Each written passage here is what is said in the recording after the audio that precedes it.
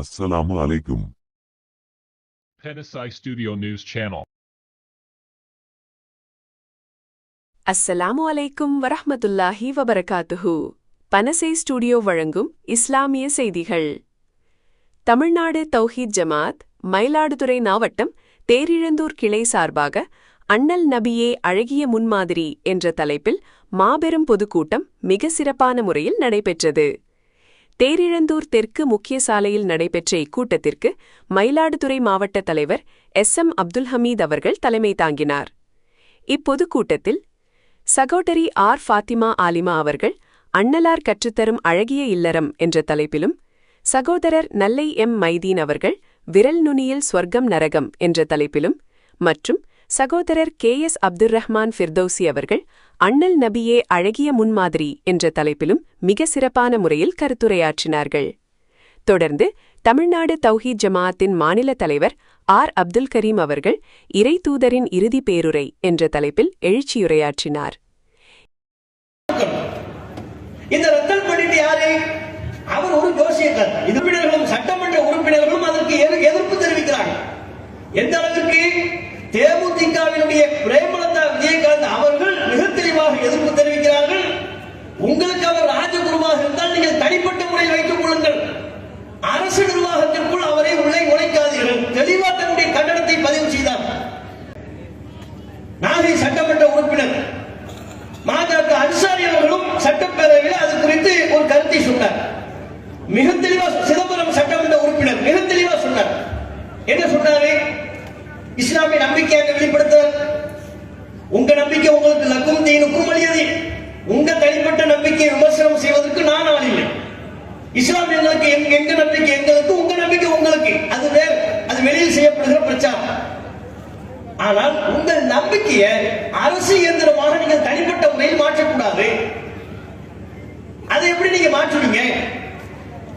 உங்களுடைய நம்பிக்கையின்படி ஒரு ஜோசியக்காரர் அரசு ஊழியரா, அரசு ஆலோசகரா ஏன் நியமனம் பண்றீங்க? இது நல்லதில்லை என்று ஆரோக்கியமான முறையில் மாற்று கருத்தை முன்வைத்தார்.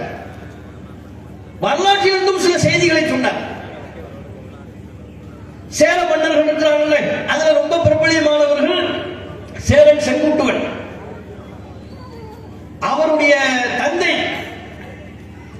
அவர் மன்ன தருவாயில் இருக்கும் பொழுது, அல்லது அதற்கு அடுத்து யார் மன்னர் ஒரு பேச்சு வரும் பொழுது, ரெண்டு பிள்ளைங்க, மூத்தவர் சேரன் செங்குட்டுவன், அவருடைய தம்பி இளங்கோவடிகள். இதே போன்று ஜோசியக்காரர் சொல்றாங்க, செங்குட்டுவனுக்கு இந்த மண்ணை, இந்த நிலத்தை ஆளக்கூடிய வாய்ப்பு இல்லை, ஜோசியத்தின்படி அவருக்கு இல்லை. இளங்கோவடிகள் தான் இந்த மண்ணை, இந்த நிலத்தை ஆள்வதற்குரிய உரிமை இருக்கு, அவர் தான் அதற்கு ஃபிட் என்று ஜோசியத்தின்படி சொல்றார்.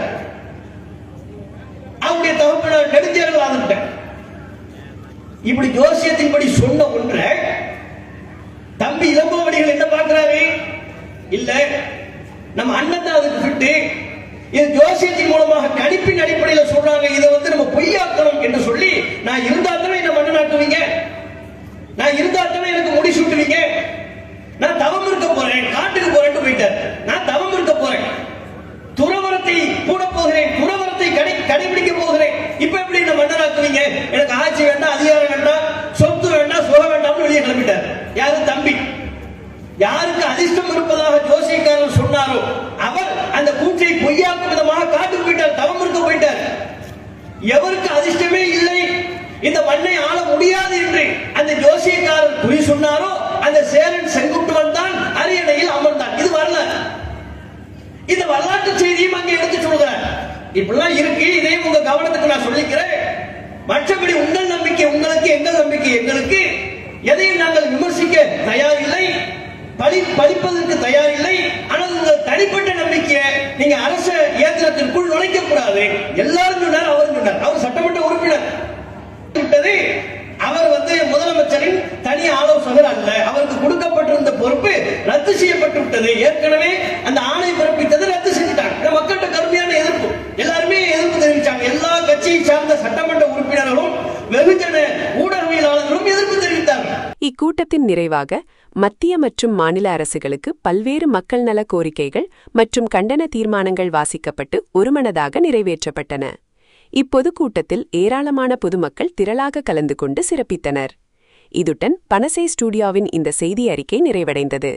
நன்றி, வசலாம்.